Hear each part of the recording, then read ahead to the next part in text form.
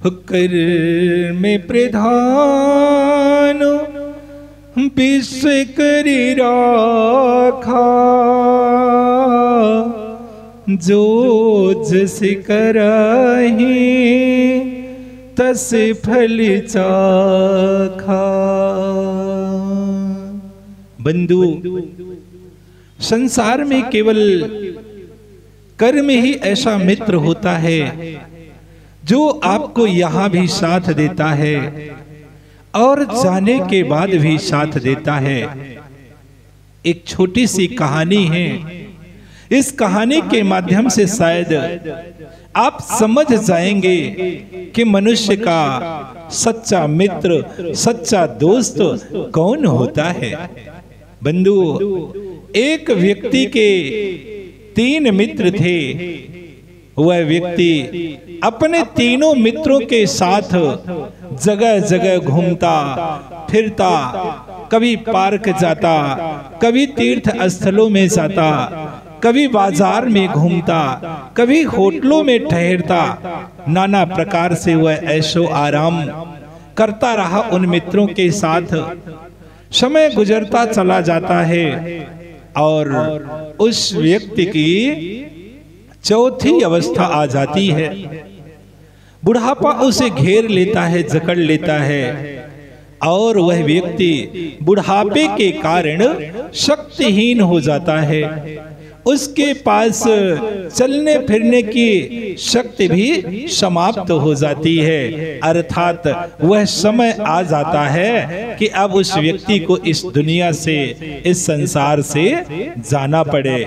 तो ऐसी स्थिति को देख करके वह व्यक्ति अपने मित्रों से कहता है कि मित्र, हम लोग तो इस संसार में निरंतर साथ साथ चलते रहे, हर एक कार्य को हम लोग मिल करके करते रहे, लेकिन हे दोस्त, अब तो हम इस दुनिया से जा रहे हैं, तो अब हमारे साथ कौन मित्रता को निभाने के लिए इस संसार से हमारे साथ जाएगा।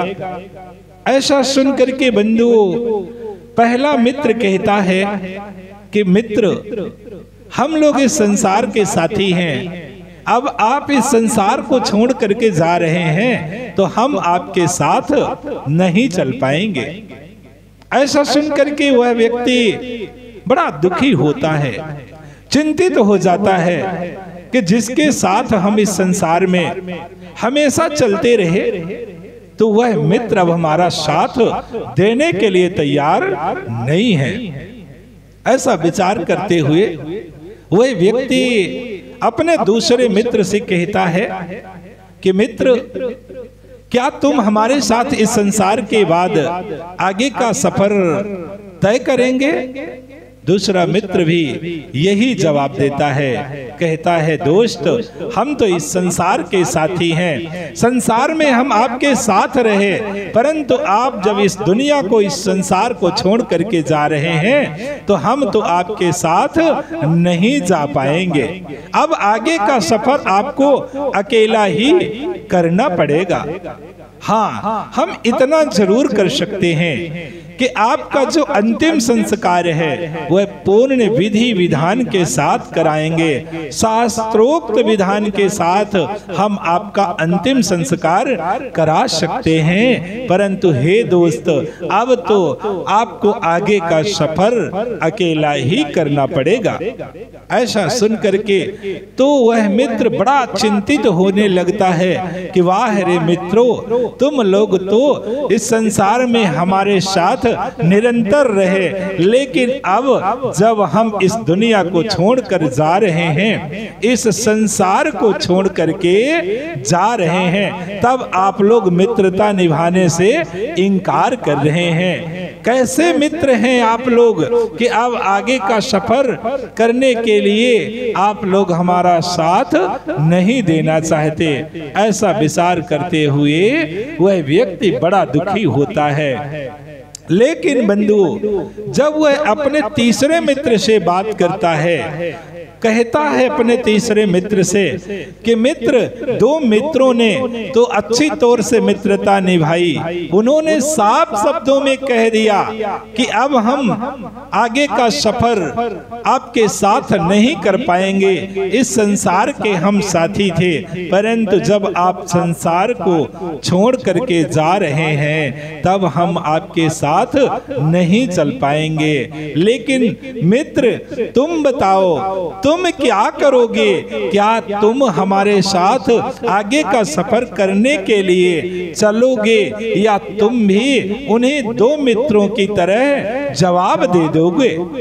बंधु, ऐसा सुन करके वह मित्र कहता है कि हे मित्र, हे दोस्त, हम आपको संसार में भी साथ देते रहे, लेकिन संसार को छोड़ करके तुम जा रहे हो तो हम वहां भी तुम्हारा साथ देते रहेंगे, तुम्हें अकेला कभी नहीं छोड़ेंगे।